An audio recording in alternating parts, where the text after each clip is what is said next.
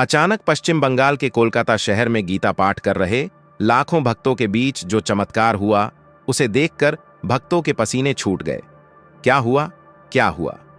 जब बागेश्वर धाम धीरेन्द्र शास्त्री और करीब 6 लाख से ज्यादा भक्तों के बीच गीता पाठ के दौरान एक महिला साधु हवा में उड़ने लगी, फिर जो हुआ जिसे देखकर लोगों की रूह कांप गई। आज मैं आपको एक ऐसी सच्ची घटना बताने जा रहा हूं जिसे सुनकर आपके रोंगटे खड़े हो जाएंगे। ये घटना 7 दिसंबर 2025 की है, कोलकाता का मैदान में, जहां उस दिन करीब 6.5 लाख भक्त जमा थे। बागेश्वर धाम सरकार पंडित धीरेन्द्र कृष्ण शास्त्री जी का 3 दिवसीय दिव्य दरबार और भगवत गीता पाठ का आयोजन था। सुबह से ही लोग आ रहे थे, कोई ट्रेन से, कोई बस से, कोई तो पैदल ही सैकड़ों किलोमीटर चलकर। दोपहर के 3 बज चुके थे। सूरज अपनी रोशनी से भक्तों की ठंड मिटा रहा था, लेकिन मैदान में लाखों भक्त के पास गीता का पाठ था। भक्तों, आधा अधूरा ज्ञान सुनना या छोड़ देना दुख और पाप का कारण बनता है, इसलिए इस घटना को अंत तक अवश्य देखें। अगर आप भी श्री कृष्ण जय बागेश्वर धाम के सच्चे भक्त हैं तो इस वीडियो को लाइक करके चैनल को सब्सक्राइब जरूर करें और कमेंट में जय श्री कृष्ण जय बागेश्वर धाम जरूर लिखें। तो चलिए बिना किसी विलंब के शुरू करते हैं। मंच पर धीरेन्द्र शास्त्री जी विराजमान थे। सफेद धोती कुर्ता, गले में रुद्राक्ष की माला, माथे पर लाल त्रिपुंड, और लाखों भक्तों से बात कर रहे थे माइक पर और बोले, हिंदुओं एक हो जाओ, भारत को एकता चाहिए, हिंदू राष्ट्र बनाने के लिए जाति पति की करो विदाई, हम सब हिंदू भाई भाई। और ठीक उनके सामने एक महिला संत थी। गीता का पाठ शुरू होने वाला ही था। अचानक वह महिला संत करीब 50 फीट ऊपर हवा में बैठी थी और गीता पाठ कर रही थी। लोगों की सांसें थम गई थीं। कोई चिल्ला नहीं रहा था, कोई फोन नहीं निकाल रहा था। सब अवाक थे, क्योंकि उस महिला संत के शरीर से रोशनी निकल रही थी, सुनहरी रोशनी, और उनके आसपास हवा में सैकड़ों छोटी छोटी ज्योतियां घूम रही थीं, जैसे तारे। लेकिन दोस्तों, यह चमत्कार का अंत नहीं था, यह तो बस शुरुआत थी। जो इसके बाद हुआ उसने पूरे कोलकाता को हिलाकर रख दिया। बात शुरू करते हैं सुबह से। 7 दिसंबर 2025 सुबह 5 बजे से मैं भी उस दिन वहां था। मेरा नाम अजय है। मैं मूल रूप से इलाहाबाद का हूं, लेकिन नौकरी के सिलसिले में कोलकाता में रहता हूं। मैंने सुबह 4 बजे ही घर से निकल लिया था। रास्ते में ही भक्तों की भीड़ थी। कोई जयकारे लगा रहा था, कोई गीता के श्लोक गा रहा था। मैदान में पहुंचा तो वहां का नजारा देखकर पैर जम गए। पूरे 40 एकड़ में पांडाल, चारों तरफ बैनर, बागेश्वर धाम दिव्य दरबार गीता जयंती महोत्सव। मंच के ठीक सामने एक विशाल यज्ञशाला बनाई गई थी और मंच के बिल्कुल पीछे एक रहस्यमयी महिला संत बैठी थीं, जिनके बारे में किसी को कुछ नहीं पता था। लोग बता रहे थे, ये कोई साध्वी हैं, हिमालय से आई हैं। नाम भी नहीं बताया, बस 2 दिन से चुपचाप बैठी हैं, कुछ खाती पीती नहीं। उनका चेहरा पूरा घूंघट से ढका था, सिर्फ आंखें दिख रही थीं, एकदम जलती हुई आंखें। सुबह 9 बजे धीरेन्द्र शास्त्री जी पहुंचे। उनके आते ही पूरा मैदान गूंज उठा, बागेश्वर धाम सरकार की जय। फिर शुरू हुआ गीता पाठ, लाखों लोग एक साथ। एयुएम पाठायार्थाय प्रतिबोधिता भगवत भी नारायणेन स्वयं।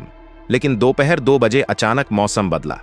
बिना बादल के बिजली कड़की, हवा एकदम रुक गई, और ठीक उसी समय वो महिला संत खड़ी हुई। धीरे धीरे उनका घूंघट हटा, चेहरा देखकर सब सन्न रह गए। उम्र कोई 30 से 32 साल, लेकिन चेहरा ऐसा लग रहा था जैसे कोई देवी अवतरित हुई हो। तीसरा नेत्र खुला हुआ था, लाल रंग का। फिर जो हुआ वो आज तक कोई समझ नहीं पाया। महिला संत ने दोनों हाथ ऊपर उठाए और अचानक उनका शरीर धीरे धीरे जमीन से ऊपर उठने लगा। पहले 10 फीट, फिर 20, फिर 50 फीट हवा में स्थिर। और फिर शुरू हुआ गीता पाठ, लेकिन उनकी आवाज नहीं, लाखों आवाजें एक साथ, जैसे पूरा आकाश बोल रहा हो। नैनम छिंदन्ति शस्त्राणि, नैनम दहति पावका, न चैनम क्लेदयन्त्यापो, न शोषयति मारुता। हर श्लोक के साथ उनके शरीर से सुनहरी किरणें निकल रही थीं और उनके चारों तरफ छोटी छोटी ज्योतियां प्रकट हो रही थीं, जिन्हें देखकर लोग हैरान थे। कोई कह रहा था ये गंधर्व हैं, कोई कह रहा था ये पितृदेवता हैं। धीरेन्द्र शास्त्री जी भी मंच पर खड़े थे, हाथ जोड़े, आंखों में आंसू। लेकिन असली भयानक घटना तो अब शुरू हुई। श्लोक संख्या 11:33 तक पहुंचते पहुंचते अचानक आसमान काला पड़ गया, बिना बादल के, और हवा में एक भयानक गर्जना हुई, जैसे कोई बहुत बड़ा प्राणी दहाड़ रहा हो। फिर जो दिखा उसने सबके होश उड़ा दिए। हवा में उड़ रही उस महिला संत के ठीक पीछे एक विशाल छाया प्रकट हुई, करीब 100 फीट लंबी सांप जैसी, लेकिन 7 फन और हर फन पर एक जलता हुआ त्रिशूल। लोग चीखने लगे। उस छाया ने दहाड़ते हुए कहा, आवाज पूरे मैदान में गूंजी, कालांतक आयो रे, समय पूरा भयो, जो पापी हैं वो आज मिटेंगे। फिर शुरू हुआ वो नजारा जिसे आज भी याद करके लोग कांपते हैं।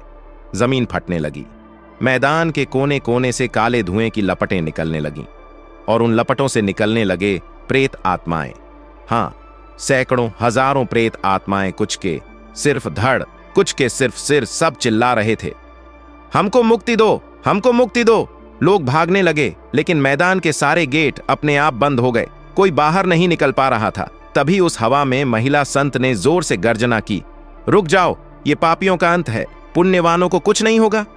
और फिर जो हुआ वो चमत्कार नहीं, महाचमत्कार था। उनके तीसरे नेत्र से एक लाल किरण निकली, और वो किरण जिस जिस व्यक्ति पर पड़ी उसके शरीर से काला धुआं निकलने लगा। लोग चीख रहे थे, मां मुझे बचा लो, मैंने बहुत पाप किए हैं। करीब 10,000 लोग ऐसे थे जिनके शरीर से काला धुआं निकलकर उन प्रेत आत्माओं में समा गया, और फिर वो प्रेत आत्माएं शांत होकर प्रकाश में बदल गईं और ऊपर चली गईं। पूरे 42 मिनट तक ये सब चलता रहा। फिर अचानक सब शांत। महिला संत धीरे धीरे नीचे उतरी। उनके पैर जैसे ही जमीन को छुए, महिला संत मुस्कुराई और बोली, मैं कोई नहीं, मैं तो बस एक दासी हूं, मां भगवती की, जो आज गीता जयंती पर पापियों को दंड और पुण्यवानों को आशीर्वाद देने आई थी। फिर वो धीरे धीरे भीड़ में चली गईं। लोग उन्हें रोकना चाहते थे, लेकिन जैसे ही कोई पास जाता वो अदृश्य हो जाती।